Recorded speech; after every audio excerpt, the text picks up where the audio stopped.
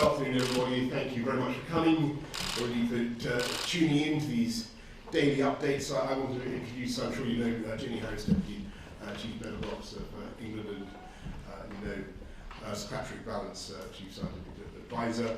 I want to tell you where we got to in our national fight back against the coronavirus. Today, the Scientific Advisory Group for Emergencies met to discuss the latest evidence on the spread of the virus and the effects of the measures we have already taken to slow its spread, and Patrick is going to update us in a second about that.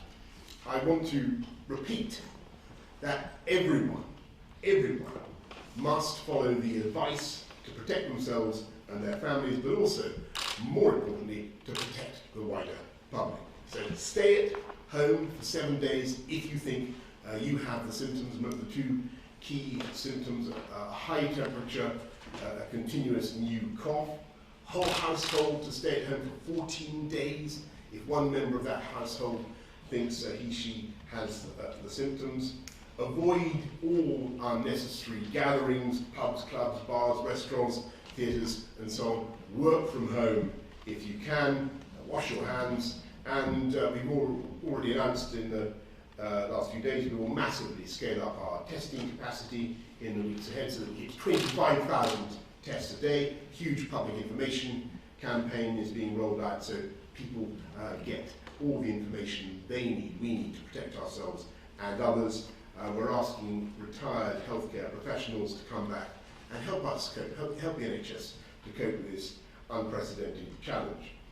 And we will continue, as we have from the beginning, to do the right thing at the right time and to follow the best scientific advice. And we come today to the key issue of schools, where we've been consistently advised that there is an important trade-off. And so far, the judgment of our advisors has been that closing schools is actually of limited value in slowing the spread of the epidemic. And that's partly because, counterintuitively, schools are actually very safe environments, and in this disease, in this epidemic, children and young people are much less vulnerable. And hitherto, the advice has been that we should keep schools open if possible, in order to reduce pressure on the NHS and on all other public services. But I think you'll agree that I've always been very clear that this is a balanced judgment and one that we've kept under constant review. So looking at the curve of the disease, looking at where we are now, we think now that we must apply downward pressure, further downward pressure on that upward curve by closing the schools. So I can announce today, and Gavin Williamson is making a statement now in the House of Commons, that after schools shut their gates from Friday afternoon, they will remain closed for most pupils, for the vast majority of pupils, until further notice. And I'll explain what I mean by the vast majority of pupils. The objective is to slow the spread of the virus, and as I say, we judge that this is the right moment to do that. But of course, as I've always said, we also need to keep the NHS going and to treat the rising number of cases. So we need health workers who are also parents to continue to go to work. And we need other critical workers with children to keep doing their jobs too, from police officers who are keeping us safe, to the supermarket delivery drivers, social care workers who look after the elderly and who are so vital. We'll be setting out more details shortly about whom we mean in these groups. So we therefore need schools to make provision for the children of these key workers who would otherwise be forced to stay home. And they will also need to look after the most vulnerable children.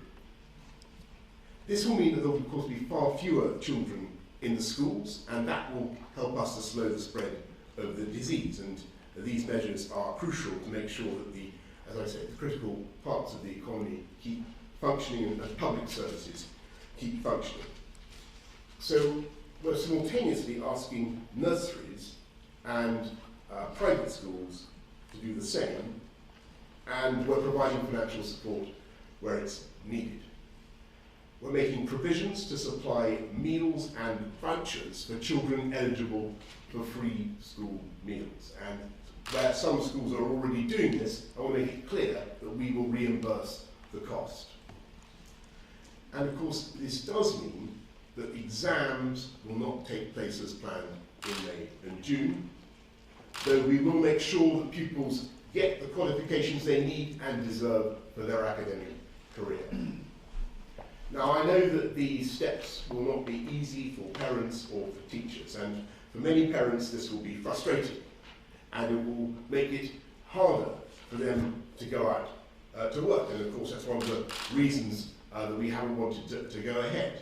And that's why we're now working on further measures to ensure that we support not just businesses but also individuals and their families to keep our economy going, as Rishi Sunak, the Chancellor, outlined yesterday.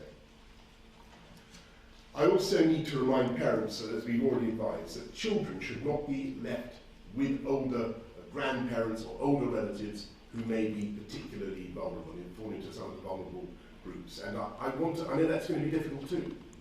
And I want to thank families for their sacrifice at this difficult time. And I want to thank the whole country for the efforts that people are making to comply with these measures. I particularly want to thank teachers, head teachers, all the support staff who keep schools going, who are going to be able to make these exceptional arrangements work for the benefit of us all.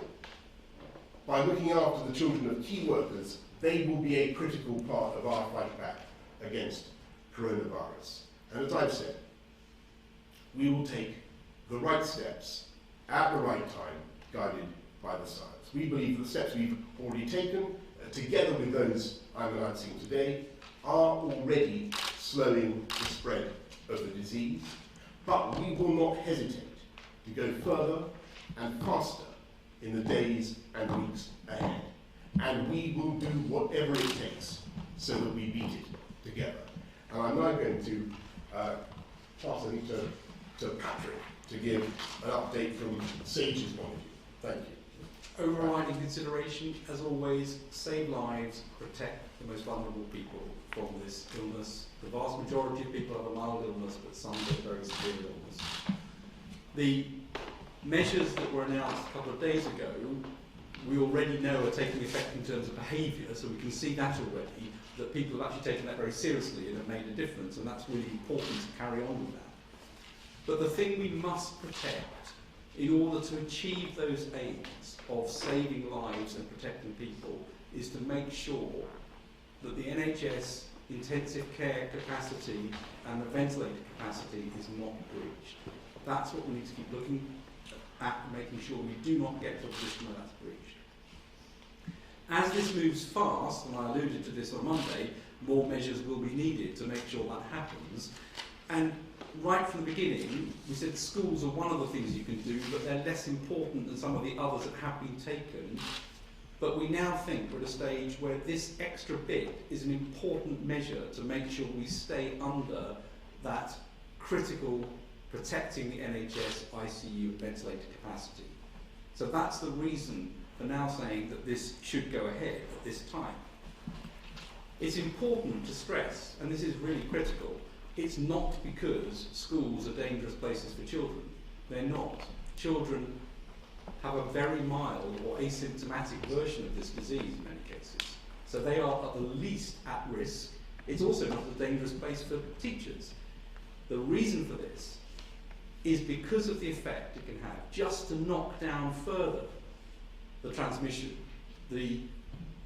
put some delay into the system, put some brakes into the system of the transmission of this disease, to bring it down, to protect those people who might get the much more serious version and end up in intensive care or on a ventilator.